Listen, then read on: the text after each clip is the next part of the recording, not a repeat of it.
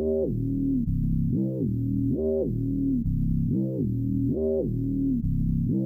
some candy? I have come here to chew bubblegum and kick ass. I'm all out of bubblegum. Well, hello, Mr. Fancy Pants. I hear you looking for candy, man, bitch.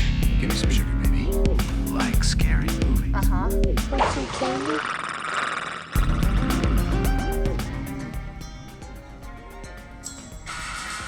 There's no need to take a stand, for it was I who chose to start.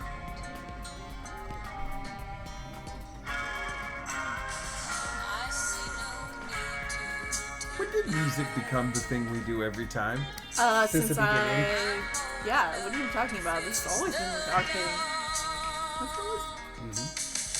Just call me angel of the morning, angel. Just touch my cheek before you leave me, baby. I wish you all could see this. Just call me angel of the morning, angel. They're rocking back and forth and singing like they're Sonny and Cher. Slowly turn away.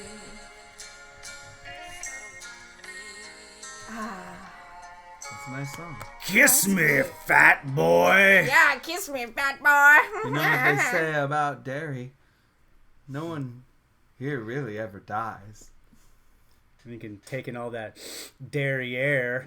Oh my goodness, Oh, I wow. like that joke. That was a Well, good one. it's Richie Tozer's from the 90s TV series. Welcome back to Monster Candy Podcast. Hey, everybody. Yeah. Today we talk about It, Chapter 2. My name is Dominic. You might know me from the band Tsunami Bomb and the podcast 3 Gigs Podcast. I'm here with Shotzi Blackheart. You might know her from wrestling. Yeah, and if you haven't heard yet, I'm freaking signed. I guess, yeah, by the time this goes out. Yeah, but no one knows yet. Oh, but- wait. Let me introduce. Let me get the. Yeah, wait. Can I get a? Hey, everybody. All right, right next to me, I got Shotzi Blackheart, WWE Extraordinary Pro Wrestling Superstar. That's right. So amazing. That's the new intro now. I am contracted WWE superstar. Oh, that is so awesome. I just found out, as this is being recorded, I found out just now. Yeah, so did I. By the time you guys hear this, I it's going to found be out publicly today. announced. Yeah. So, I'm so stoked for you. And I'm Screamin E from the Memphis Murder Man. We're going to get this thing started right now. I'll probably be in Florida When this airs. Yeah. Almost You'll be, for sure. You'll be So living in yeah, Florida I'll by be. that time. I live in Florida now. Hey, I work at the WWE, It's like your time the travel World too. Wrestling Entertainment. Shotzi Blackheart is not also a professional wrestler, but a Vince time McMahon traveler. is my boss. That's so crazy. Triple H is my boss, y'all. That's crazy. My boss is Triple H. We have a rock star right here. Triple This is hemorrhoids. Amazing. Hey, don't talk about my boss like that. Triple Crackers. handsome. So, I've said it many times, and I'll say it again. If you're going to come up to Shotzi and talk horror film, you better come correct. She will give you a people's elbow. This is she true. has access to those moves now. This is true. She will come down on you And- like a ton of bricks. We had worked on a question mark kick for the last couple months, Yeah. and she has gotten pretty good at it. Yeah. So Yeah? she will question mark kick your brains in. This is true. My strikes are pretty vicious now. Oh Well, I'm yeah. hoping by the time this airs that I'll own a pair of kangaroos, and then I'll be able to kick pretty Yeah, high. you probably own I'll kangaroos probably be right able now. to jump really high by that time too. Like I will have, Yes. it'll be like, I won't be in WWE, but I'll have like power of kangaroo and jump. Yeah, you Yeah. can probably like give people drop kicks. I really want to own a pair of those 80s shoes, and I think I do by now. Yeah, you but- probably do by now. It's pretty sick, man. I want to see pictures of you in these. You have literally single-handedly forced me to pay to watch WWE now. I'm gonna have to actually do it. Yep, you gotta do it, man. All of you gotta do it. And you know what I'm gonna do? I'm gonna be like, You see that girl right there wrestling? See that? She's gross. She's so gross. I think everyone's aware. Yeah. That's my appeal, though. Come on. That's all I got going for me. So this episode not only talking about It Chapter 2, but celebrating our co-host's success. Shotzi Chapter 2. Thank you. Yeah. It's long in coming, and it's super cool. I was actually saying one last thing about this. Is I said this when she told me earlier. I remember going to the Uptown for a show, and she was bartending there, and she was telling me she was going to start wrestling, and she was super excited about it. And now she has joined the WWE. That's fucking crazy. Hi. Effing crazy. I just better get some residuals from all the bruises and shit that I've taken.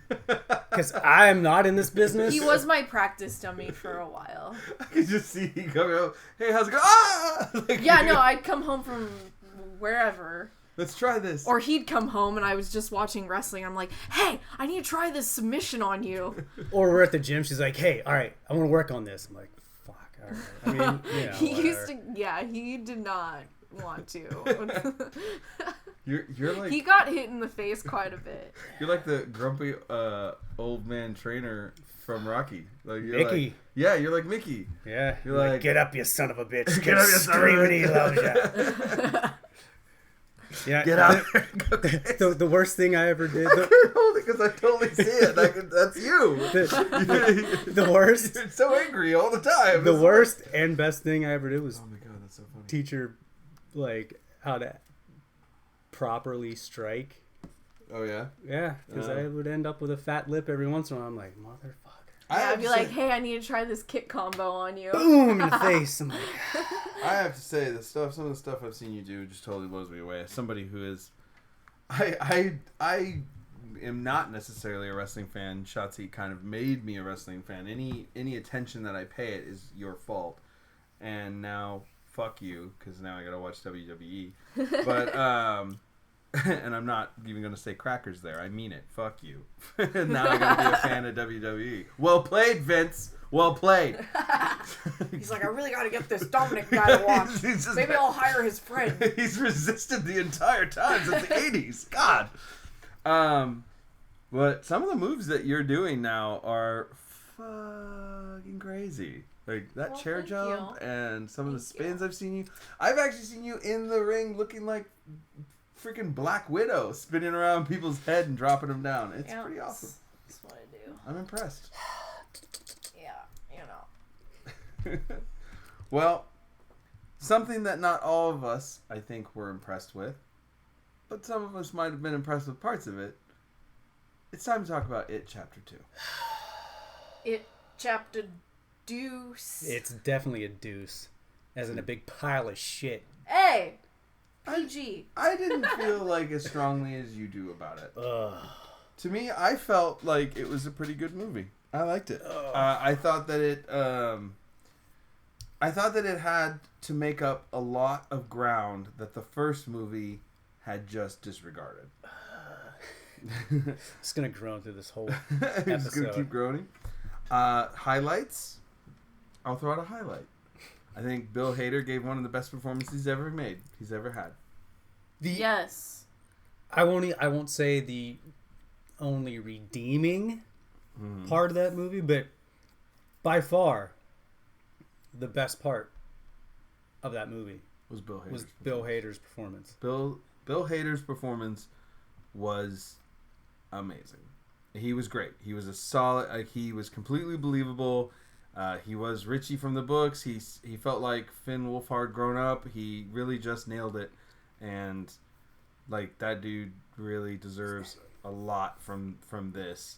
I thought he really nailed it. I thought the rest of the cast were fine, but you know, the guy who played Eddie, I thought also did a really good job of being Eddie. I thought he really kind of nailed the part.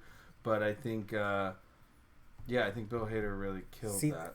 Eddie Hasbrack, or Casbrack, whatever his name is, one of the he's the '90s miniseries. Yes, I've heard of it. Eddie in the book was more like that character. Yeah. This guy was more of like a wise ass, like, hey, what the fuck? Oh, that wasn't Eddie in the book. He was still like in this like squeamish hypochondriac, like, oh, that marries a woman like his mom, but it's still kind of like, where it like, this whole movie, like, it made me mad from the beginning. You know what, though? I will say that's unfortunate about this movie. I will say. Let me say, as I stall to start it. What are we gonna say? I will say, the scariest scene, the strongest horror moment in the entire movie they gave away as a preview is the scene when Beth goes into her old apartment and deals with the old woman, and it was a bit ruined because I had already seen it as a trailer or as a teaser, and that was the strongest scare in the movie. Like, that was the horror movie inside the supposed horror movie, was that moment, because the actress that plays the old lady just killed it. Right. As far as, like, I felt like I had entered... Yeah, I had entered a completely different movie in that mode. Yeah. And nobody else's individual scenes on their own came close. True. The rest of them were all action-y. That was the creepiest. And that was the horror scene. Like, yeah, I mean, it was cool to see Pennywise's, like, crazy demon face when he was, like, looking at that kid in the mirror maze. Right. But, like, no.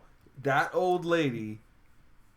And when I had saw that teaser months ago, I was like, "Oh my god, this movie's going to be insane!" And yeah, then I it watched. sold me. That was it one of sold your me. favorite parts, the old lady.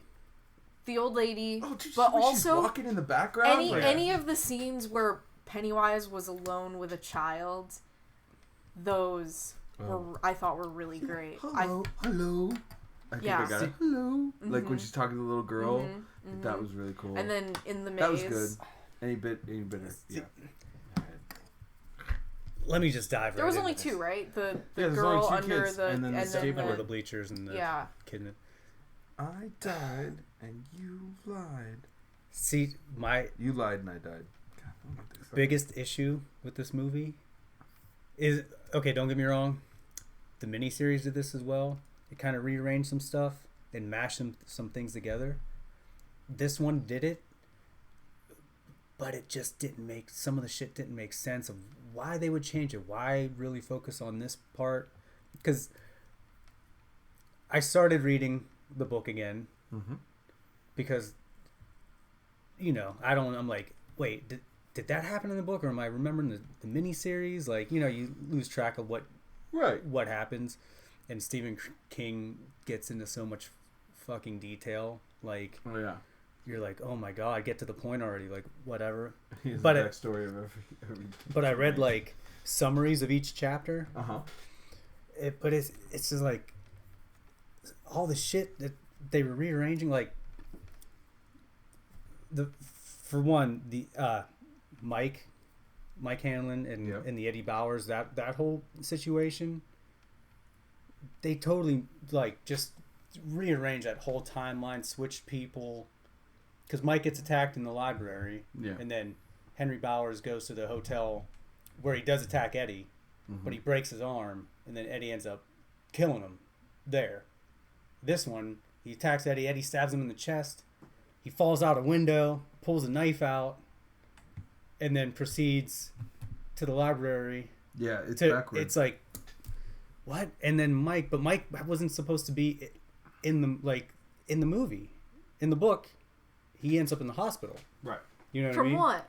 From Eddie Bauer stabbing him, because he gets stabbed. Right. Yeah. And he gets sent to the or he gets So stabbed then and like he's beat not up. down in the sewers. To be honest, though, I think the reason for that is how criminally underused Mike was as a character was in the first movie. Right. I don't think they could bring themselves to underuse. If this is done properly, because we talked about the last time we covered it, how this director who ended up directing it and directed this movie, It Chapter 2, he came in after this movie was already going and had to save the first movie, and then he was able to do a little bit more if he wanted to clean up stuff for this movie, which I think became problematic for this movie. But one of the things he couldn't change is how this weird racism shit thing. I don't mean to cite racism, but that's the only excuse I have for taking away this young black character who is the historian of the group, and then gave it to the architect character for no reason. So this kid had no scenes, with the exception of his character had to come over, tackle his courage to put a bolt gun in between a sheep's head. Like he was the one that brought them all together. He was the one that knew the history of the town, which is why he stayed there. So I feel like he was so underused, and the director knew it, that in the next movie he couldn't underuse that guy again. So he had to be more involved in the whole story. So they couldn't remove him. I didn't even think about that. Because, they changed it back. Yeah, he said that a lot of he had problems with stuff, and they finally told him, like, you can't change anything more, just make the movie. Which is why there were some scenes left out, and I think that's why he ended up shooting those clubhouse scenes in the second movie. He shooted it up. And unfortunately, his desire to tell the proper story and being under the circumstances, it made it top heavy. It made it bottom heavy in the second half, where he had to like throw all this retrospect back to explain the stories. Because I mean, I think he looked at that first movie and went like, if I roll ahead and just skip out all this stuff, it's like it's not going to make sense. But it bogged down the movie more than it needed to be. Yeah, because even the clubhouse thing, like the whole ritual of Chud. And who found that and whatever, like, they spent way too much time on that, because in the book, Bill finds that in a book he reads. Mantrin the turtle shows him. Right, and just mentions it, like, hey, blah, blah, blah, you know, and they're like, okay. Like, but in the movie, they go into this whole, like, thing, and the original Vision Quest, like, where he shows Bill in this movie. Yeah. In the book, it's Richie and Mike that are down in the clubhouse and get smoked out and do the whole vision. It's, you know what I mean? It's just like they swapped a lot of weird scenes to different places for no reason. I'm like, there's a lot of stuff with Richie that they switch out, and I'm like, why? Well, they gave Richie. I mean, but then they added stuff to Richie, like he wasn't necessarily bisexual or gay in the books, right? But I mean, like, but that even Stephen King was like, I didn't write him like that, but I like that. That was very interesting. Right. I mean, that was a very interesting addition. So they added stuff, took away stuff from him, and then added other stuff that he should have had. They did that with the whole... this movie did that with a lot, and it just... But what was the purpose of doing that? I feel like in order to understand some of the... to answer your question, I think you need to look at both movies. Okay. I think you have to consider what was affecting... What in the first movie made him feel like he had to account for. And I think most of the time it has to do with giving each character a certain amount of scenes and then kind of rebalancing it out the way he would have balanced out the kids' interactions in the first movie, but was unable to do so. Like, I'm now looking at the original director and writer, who was the guy who did Jurassic World, I believe. I'm looking at that guy. I forget his name, but he's the guy who was originally directing. He did and wrote it. Yeah, and now I look at him and I'm like, which one's that one? Is that the one with Hold on, Jurassic I'll World? say it. That's the one with Chris Pratt. Okay. Yeah, but I'll look at it. But anyway, is that why Chris Pratt didn't end up being Ben? Huh? Yeah, right.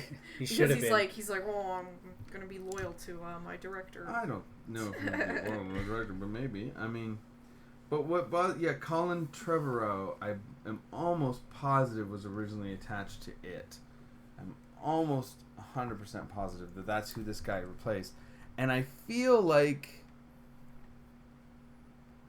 that dude really wanted to change this whole story up, and this guy felt really determined to fix it. And I think that the problems with this movie are related to that, is that he was trying too hard to fix the story, so it would be the story that he loved. Battle. Yeah, and it made his... Whereas the first movie came together kind of a simplified brilliance, even though there are problems with it.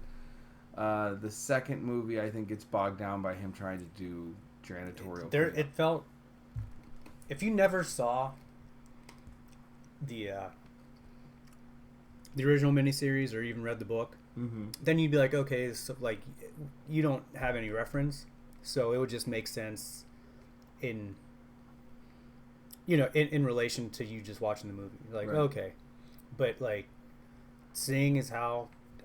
I have reference, people, it drove me crazy. I'm like, why would you change it? Or like, why does Richie kill Henry Bowers? Because Eddie kills him in the book and in the miniseries. And it's just little stuff like that. I'm like, but why? Why would you do that? And why wouldn't you just keep it, or keep that storyline the way it is? Or like, I don't know. You might be overthinking that part a little much. Yeah, maybe. Well, I mean, it's just another thing in a long line of like, but why? Why would you do that? Why would it drove me insane. I like that too. Oh, go on. Oh, I was gonna say in CGI, the dinner scene. There was a lot of my CGI. It was definitely not a practical effects movie. No, that really I mean, disappointed I think me. they think they were a practical effect movie, but they weren't. They were not. In the miniseries where it was just each one, just like in the movie or in the book, got a fortune cookie, break it open and it has something inside it, like whatever, an eyeball, fucking bird, a spider. Yeah. Was so much more effective. And like subtlety. It was so subtle where they're all just like, and then that's what happens when you bring in CGI. People just go too crazy with it because you could do anything with CGI. They went overboard because keep it simple. The woman comes in, the waitress at the restaurant. Oh, what's up? And they're just all kind of just like, oh, nothing. My friend had an asthma attack, and they're just like chilling after. They're like, dummy up everybody, and they're like, okay. But in this scene, I mean. They're literally breaking bouncing the off restaurant. the walls and breaking everything. I'm like, Jesus Christ. You know what I love about CGI when you marry it with practical effects, and they don't. Yeah, there it are some should be people, it should an be enhancer. Yeah. Yes, exactly. Like in Dark Crystal, the series. I don't know if either of you guys have watched it. So good. So good. We should talk about that someday.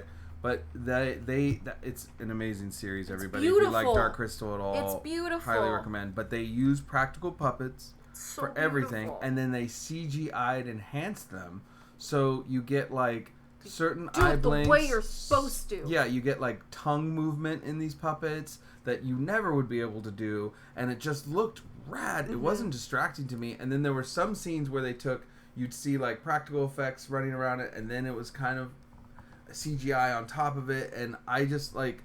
Some people complained that they thought it was too CGI, but I actually thought in that case it was enhancing it properly, and that they might be mistaken. There was a lot more puppetry going on than anything else.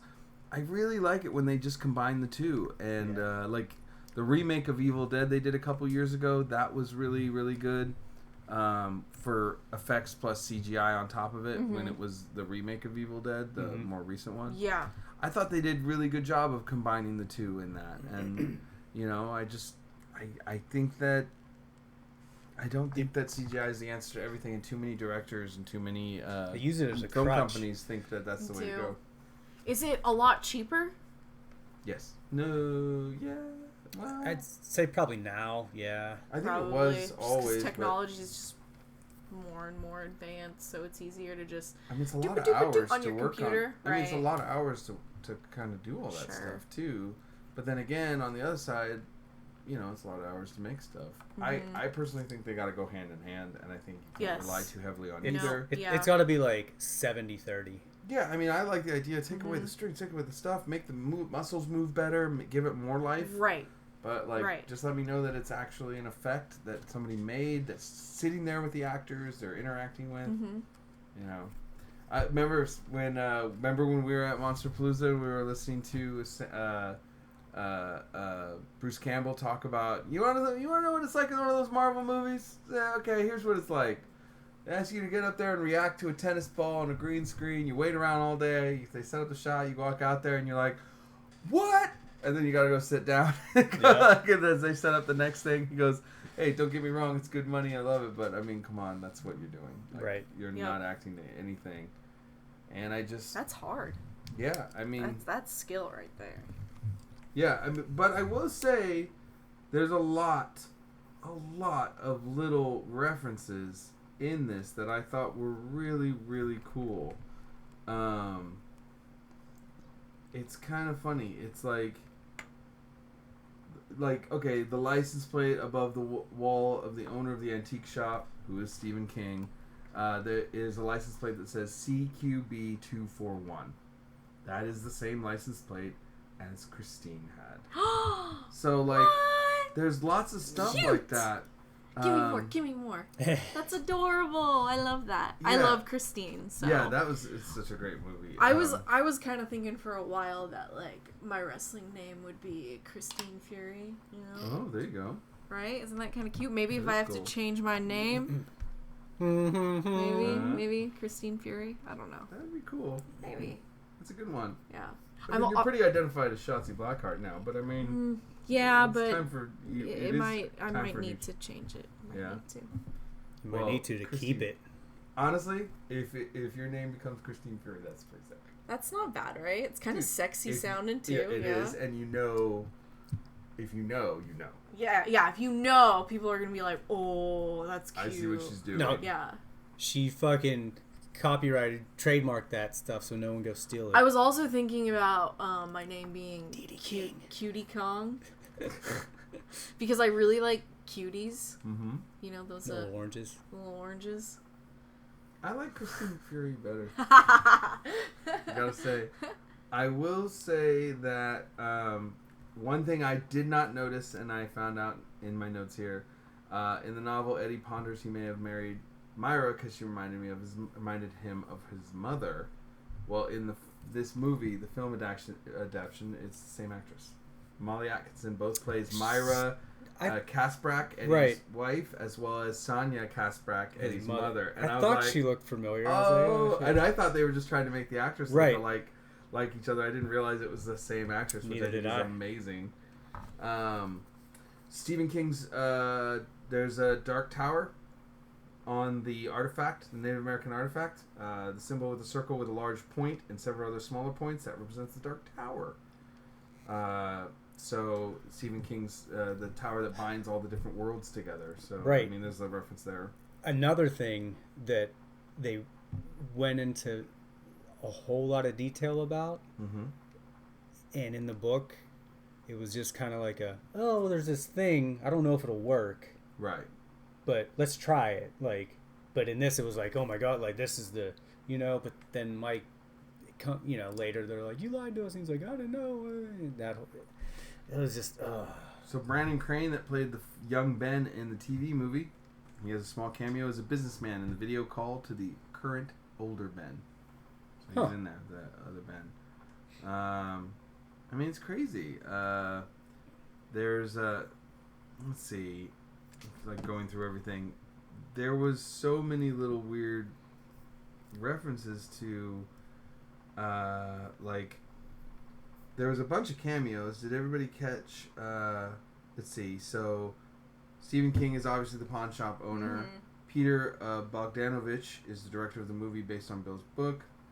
The co-producer Jason Fuchs is Richie's manager. Andy Muschietti is the customer at the pharmacy where Eddie picks up his prescription. So, like, there were a lot of little, like, winks and nods to everybody. It was pretty cool.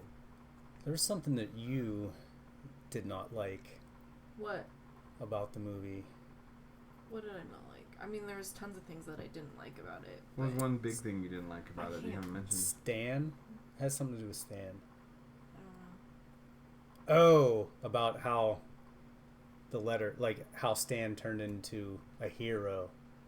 Oh yeah, that was a very interesting because in the book and in the miniseries, he basically just offs himself because he is freaking He's scared. terrified. Oh, And yeah, this, yeah. He took Yeah, I himself off the didn't- board to Yeah, I save don't- them. Yeah, he's like, I knew, like, we all had to be there for it to work, so if I'm not gonna be there, I should just die. That was, Like, some, That was what? weird. that was some dry crackers right no, there. I'm like, that's a cop-out. You were just scared. Like, this Yeah. is not... Well, it felt like they were trying to give a little bit of a justification, and be a little more sympathetic to suicide, maybe. Right. That seemed like they were trying to like lighten that because of how everybody is with that. I don't but, feel I like mean, there shouldn't be a it took a little bit of the justification teeth- for suicide. I think that, like, he was... It was obvious why he well, did it. in this section of the story, whether it's the book, the miniseries, or this movie, that's supposed to show just how high the stakes are. Right. You know, it's supposed to show, like, dude, no, it's terrifying, and this is awful, and it could.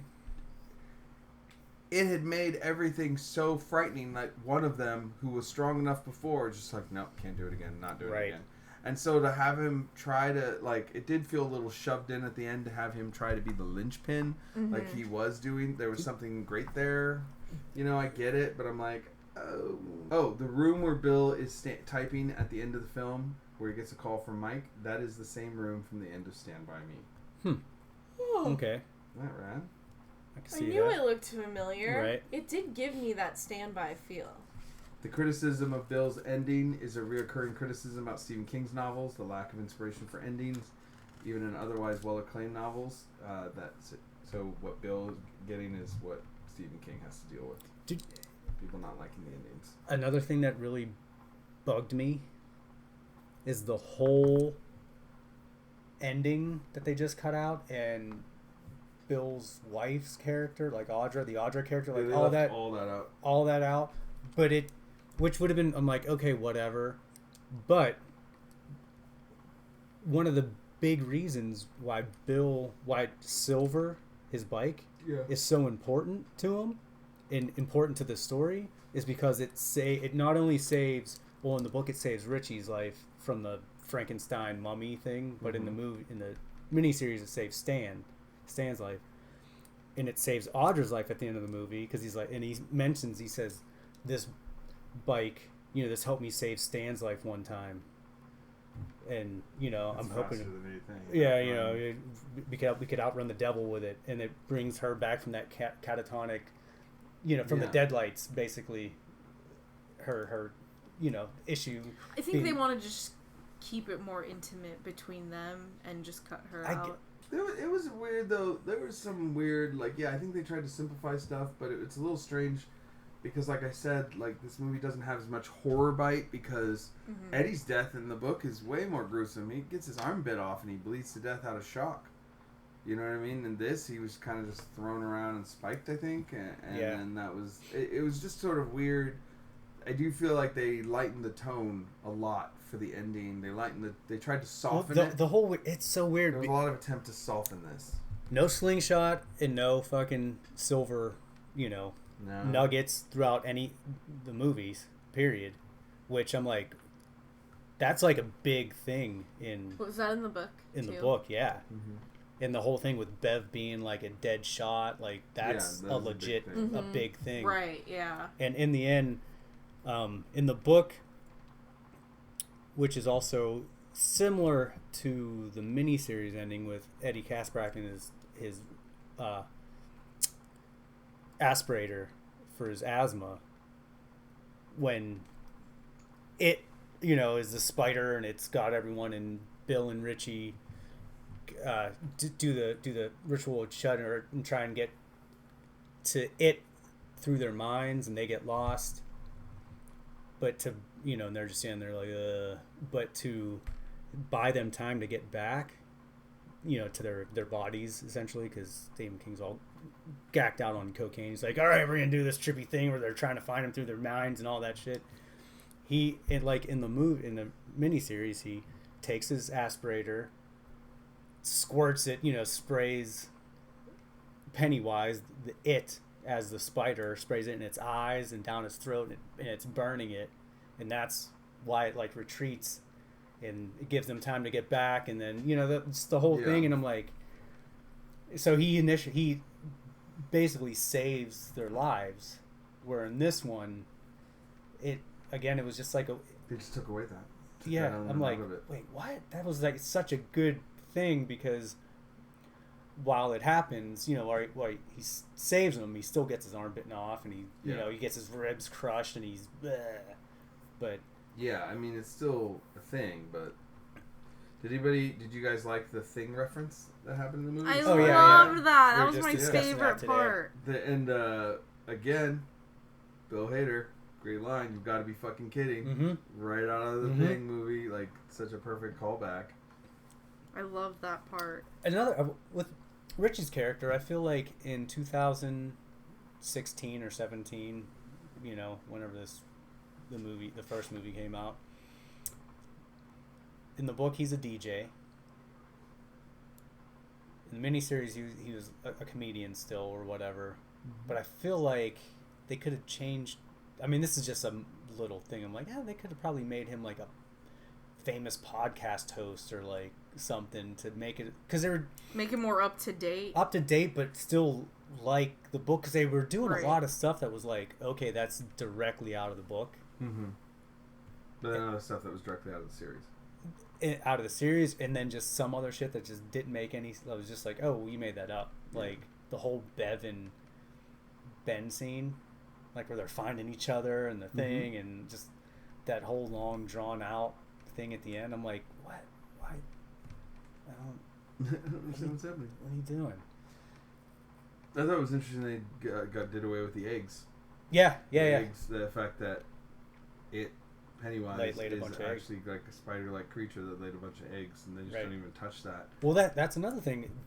They focus on the clown. Eddie dies. Bev stays with him. Ben, Richie, and Bill run after it. They find all the eggs. Ben stays there to smash all the eggs, and then Bill and Richie fight Pennywise at the end, and Bill rips his heart out or whatever, fights his way in. You know what I mean? But I mean, that's the book. But in this, it was, like I said, it was just a whole bunch of. I just felt like everything that you're reacting to is them softening this movie.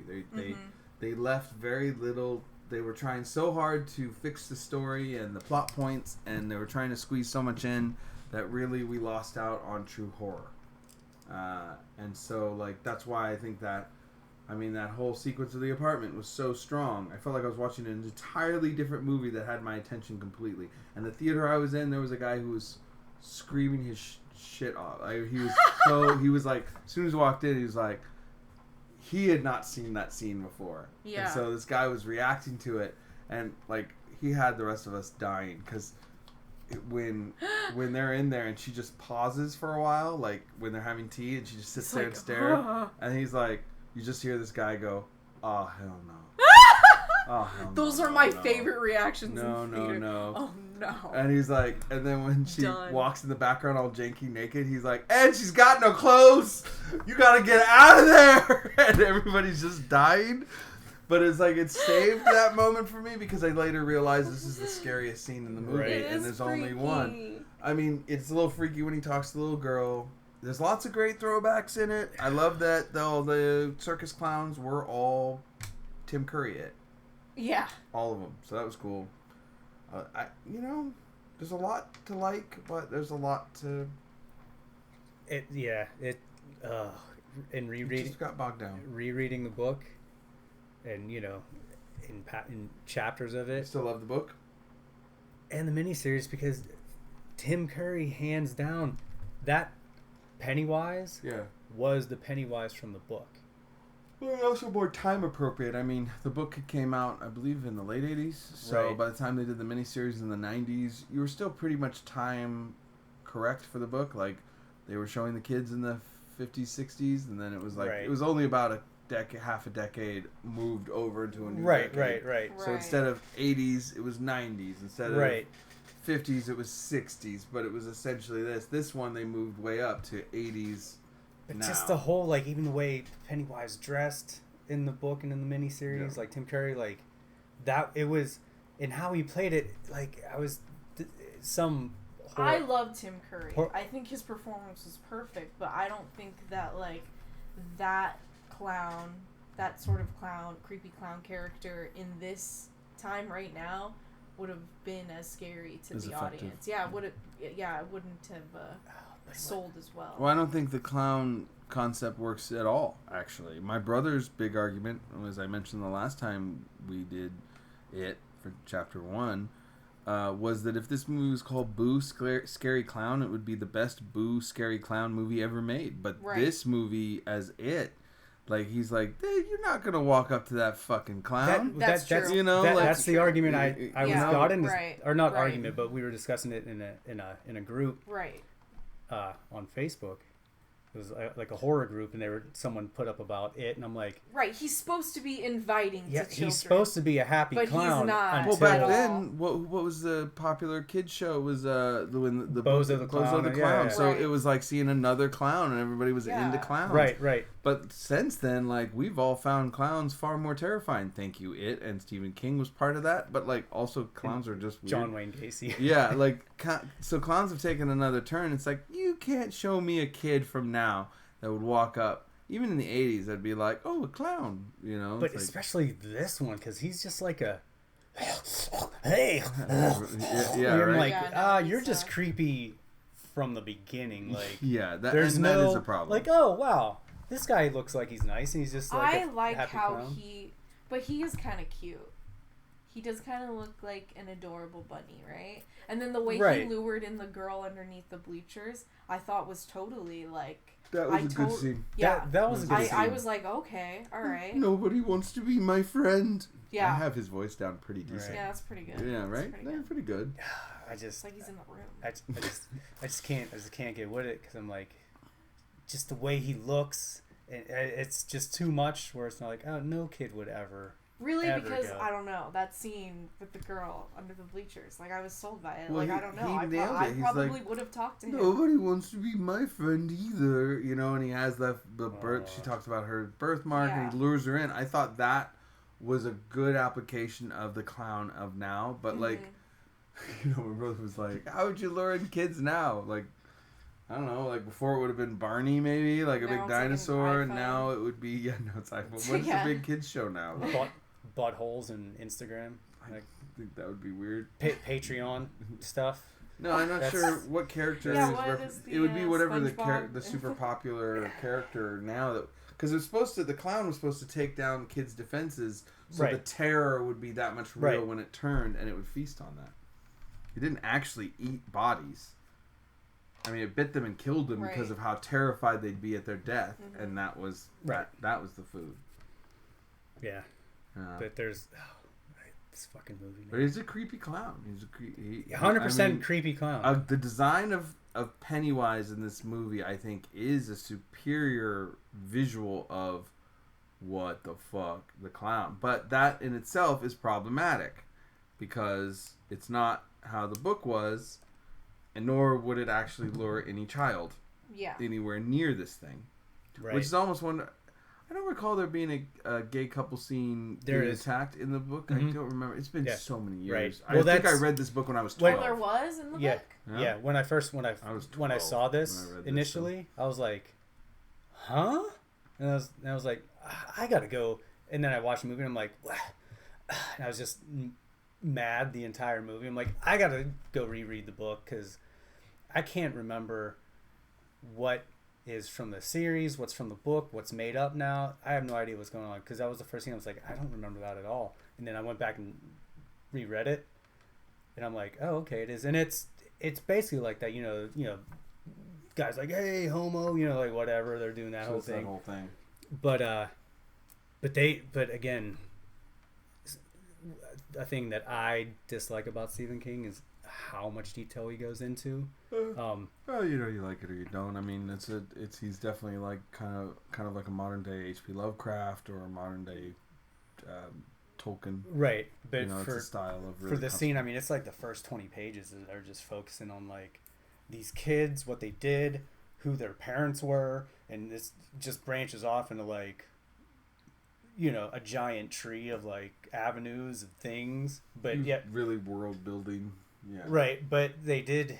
The one thing I wish they would have actually touched on is in the book. So they throw the one guy over, you know, over the bridge and into the river, and he sees Pennywise. You know, he gets picked up by Pennywise, but so his boyfriend sees Pennywise, and also one of the kids, one of the bullies, sees Pennywise too. This is sounding familiar now. And then, because the one bully tells that to the police when they bring him in, you know, and they arrest him for the attack, and he's like, "We threw him over, like we were just, you know, messing. We weren't, you know, trying to like really hurt him, but this clown picked him up and he bit him. He like picked up his arm and bit him, you know, on his thing." And that's what his boyfriend said. He said, "I saw his creepy clown dude drag him out of the water, and you know, went to bite him or did something to him." And the cops are like, "This is weird." Like, oh, they probably just saw some weird homeless dude, like whatever. And it kind of sets that whole scene where it's like,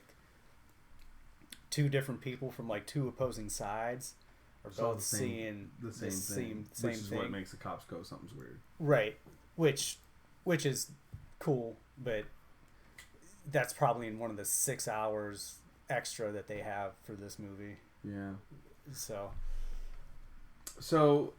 where are we at? Ugh. What would you give it, Shotzi? I already know what he's gonna give it, so I'm gonna make him go last. Maybe like a 3. Yeah? 3? 3 candies. Yeah. 3 candy corns. Whoops.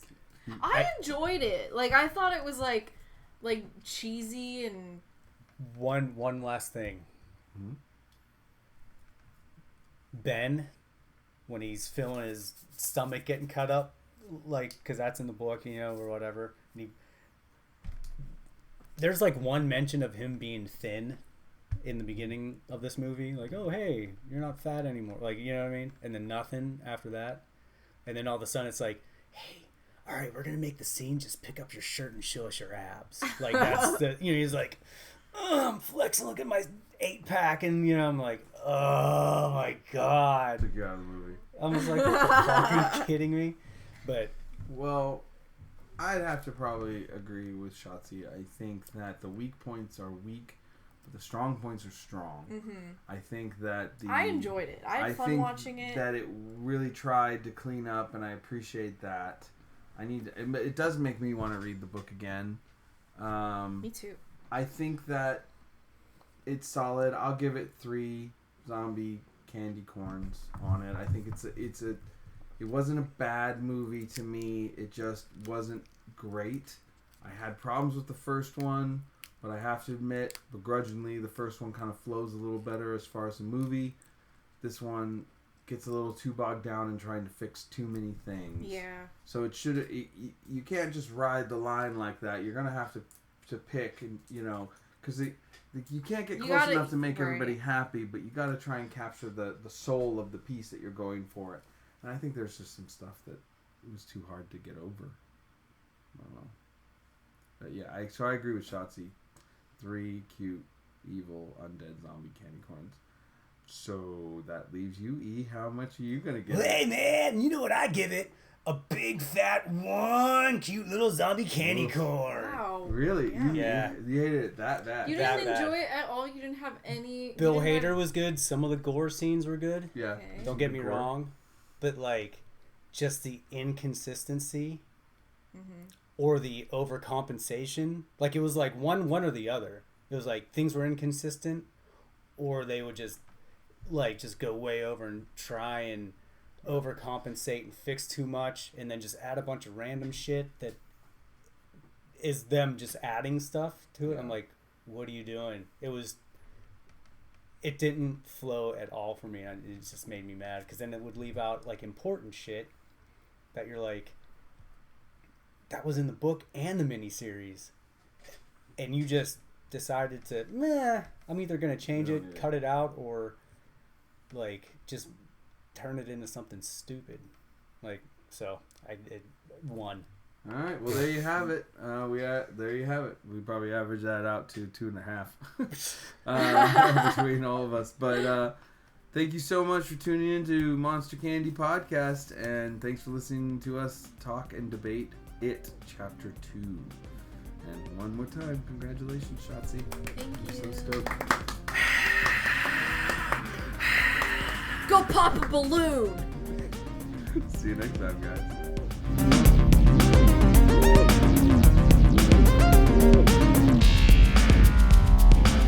You've been listening to Monster Candy Podcast. Want to find out more about the show? Find us on the web at monstercandypodcast.com. You can also find us on Facebook and Instagram by searching Monster Candy Podcast. And you can find our Twitter at MonsterCNDYPC. Hey, we couldn't fit the whole name. What do you want from us? Let us know what you think of the show, and if we're right or if we're wrong, or what you want us to tackle next. We want to hear from you. Well, Shotzi and I do, but I can promise that E doesn't really care. To find out more about Shotzi Blackheart and her professional wrestling, follow her Twitter at Shotzi Black or her Instagram at Shotzi Blackheart. You can follow Screamin E's band, the Memphis Murder Men, on Facebook at TMMM official page or his Instagram at Screamin E. That's screaming with no G, add the E. For me, Dominic Davy, you can find my artwork at dominicdavy.com, my band Tsunami Bomb at tsunamibomb.net, and you can hear my other podcast, 3 Gigs, at 3gigspodcast.com or on the same platform you're hearing this podcast. Thank you so much for tuning in. We'll see you next time on Monster Candy Podcast.